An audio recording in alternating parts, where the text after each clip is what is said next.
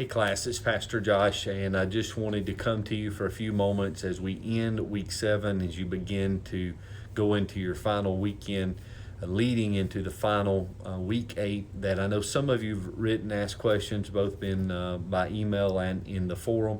And so I wanted to address one particular issue. I told you I would, and try to provide some insight for you. I'll put some of this also in writing so you'll have it that way.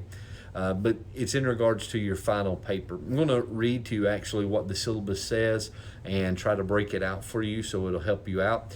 But more importantly, I'd ask you to make sure you write me. Email is probably the best, to the PTS email that's included in everything. That will get to me the quickest and will be the easiest for me to respond, even via my phone. So let's look at this final paper. Of course, you have 2 chapters as you conclude week 8, both chapter 13 in Revelation, chapter 11 in Interpreting Prophecy.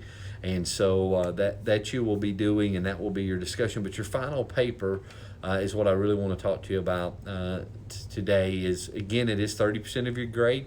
It is hopefully the culmination of everything you've learned, not only in intellectual academia, but also in your ability to communicate what your learning has been to this point. So let's look at the syllabus to see what it says. The final paper is a demonstration of your ability to engage in proper exegesis using the knowledge you have gained over the course of this class. So that's the objective, to demonstrate your ability to engage the proper exegesis using the information you've learned through this class. The actual target is to write a 5-page research paper on a scriptural passage of your choosing. It must be between 7 and 20 verses long. I would not suggest anything longer for sure. Analyze the passage in terms of its context, historical background, genre, message, purpose, and theological points.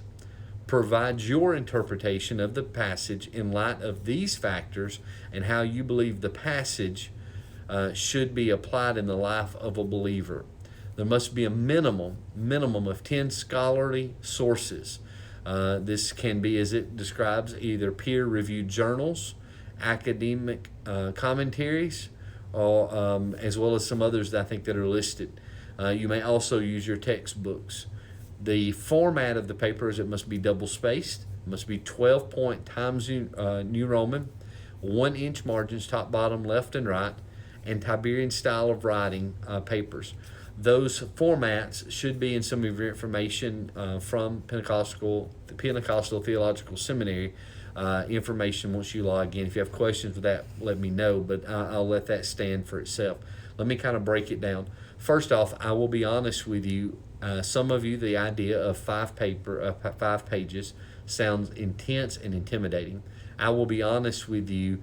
This will be the hardest part, is keeping it to 5 pages. That's why I suggest leaning closer to the 7 to 10, 12 number verses, because the more verses, the more background you want to get into, the more proper exegetical commentary you will want to look at. It just will become very long. Imagine this is a sermon, word for word, written. So you want to obviously have a brief introduction telling what you are addressing, what text you're looking at, and then you're going to begin to analyze the passage. This is the heart. We want to make sure that you have learned how to properly exegese Scripture to create hermeneutical interpretation, as we've discussed this whole class.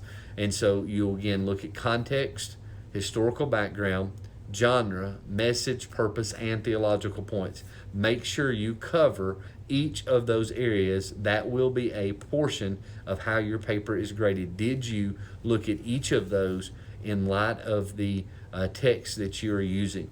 Once you identify, for example, your genre, you can go to the weeks that we've covered that and look at those proper hermeneutical tools that have been shared with you.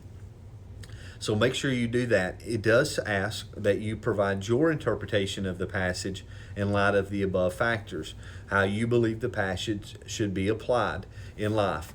I do want that. That is a part of the paper. but please do not make it the bulk of the paper. It should be no more than the last page, just simply because that is the easy part for you and I, particularly those of us that speak and do ministry, is to read a text and begin to write what we think it means. But if we haven't documented this analysis as the paper outlines or as the syllabus outlines, then you will miss proper interpretation and application. If it goes a little over that one, I'm not that I won't be hard on. But my point is, don't just write one page of your exegesis and go through those categories in one short paragraph, and then spend 4 pages telling me how that applies to life and how it can be applied to a believer. While that is important, it is getting too in depth in the application without doing the proper exegetical study. So I hope that made sense. Again, the purpose of this class is biblical hermeneutics. Biblical hermeneutics begins with proper analysis of scriptures through exegetical studies and the tools of hermeneutics that, again, this 7 weeks has helped tool you with. We want to see that in practice, then beginning to breathe. I'll add maybe 2 total pages of that interpretation, but I would also reference some of those. It's okay to include scholarly resources that you disagree with, in the sense of if you're looking at application. It's okay to look at, say, 2 scholarly sources that give a little different perspective. I do that often in my studies. It's not that they're disagreeable, but yet they give you 2 perspectives, and they may approach it differently, and your job would be able to bring those 2 sources together to make sense of those in context of the scripture, and then bring application, interpretation from that. And so hopefully this has helped give you a little bit of a framework. If you need additional sources, let me know. I'll try to help you the best I can. But those, again, should be even in your book as a good note for you.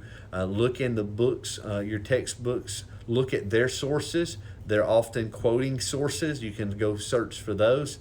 Again, there are a multitude of ones online from the academic commentaries, and there also are places that you can find journals that are peer-reviewed. What that means is that they've been theologically sound. It's not just you or I writing a blog and standing alone, but it must be peer-reviewed, which is an academic term that says that it has been properly studied not only by the writer but by peers who have reviewed that. Hope all this helps. You're going to do well. I know it sounds intimidating, but this is actually where all of this comes together, and at the end, I think you will be happy with it. Thank you so much. Again, email me if you have any questions. I want to help you. I want to help you finish strong and finish well. God bless you, and we'll talk to you soon.